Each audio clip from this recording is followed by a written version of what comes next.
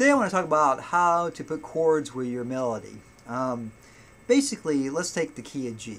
And the key of G has certain chords that goes along with it. The big ones are what we call the 1, the 4, and the 5 or the 5/7. So in this case it's G, 4 away, G, A, B, C is C, and 5 away, G, A, B, C, D is D. So that's why we call that the 5 chord. In this case it's called 5/7 because I'm playing that interval there. Now there's other chords that goes along in the key of G as well. There's the small 2, which is A minor, a small 3, which is B minor, a small 6, which is E minor. Then there's a special chord that's a diminished chord. It's F sharp diminished, fully diminished in this case. And going back to 1. The thing about this chord here, the diminished chord, which is the 7th chord, F sharp diminished, it functions in rock and roll as the 5/7 chord. So in rock and roll we don't normally play the diminished chord, so you kind of forget that chord in some aspects. I can explain it in a long way, but if you just believe me that this chord here functions the same. It's a substitution chord for this chord here. It makes life a lot easier. I'll explain if you really want me to explain it sometime. So anyway, so these are the chords. So in the key of G, G, A minor, B minor, C, D7, E minor, and if you want F sharp diminished, back to 1, back to G. So when I sing a melody, let's say I sing da, da, da.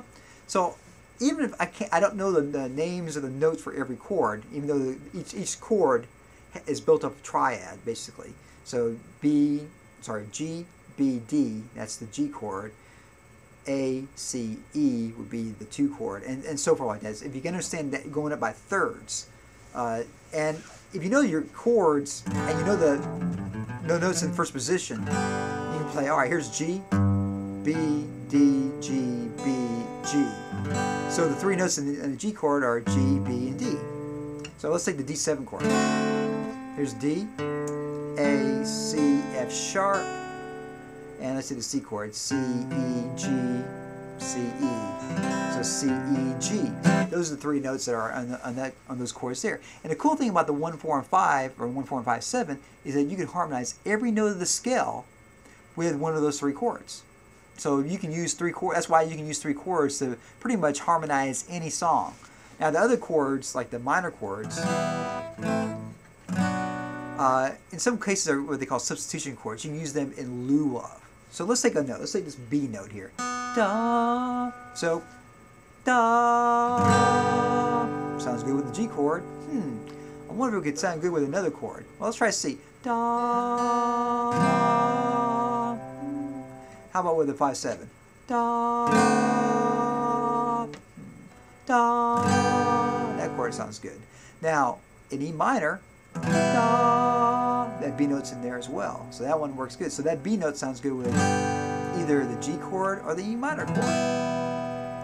And there is something that's called a passing tone, a non-harmonic tone, passing tones. So let's say I'm going from B, C, D. And I'm playing the 1 chord. Da, da, da. Da, da, da, da, da, da. If you notice, B is in the G chord and D is in the G chord, but the C isn't. Da, da, da, da, da. There's some dissonance there, but it goes by so fast, it's all right. And this is a passing chord, passing tone. Da, da, da, da, da, da, da. So that's one reason why that even though I had that C note, which isn't in the G chord, for a small period of time you can use that. You can pass by that. So if I sit down here making up a song, passing tones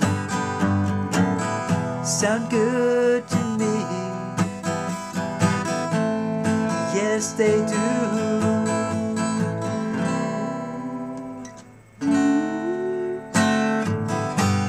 And after you play these chords a lot, your ear develops, and you can kind of just figure out what note sounds good. Like if I find a note, let's say da da Da.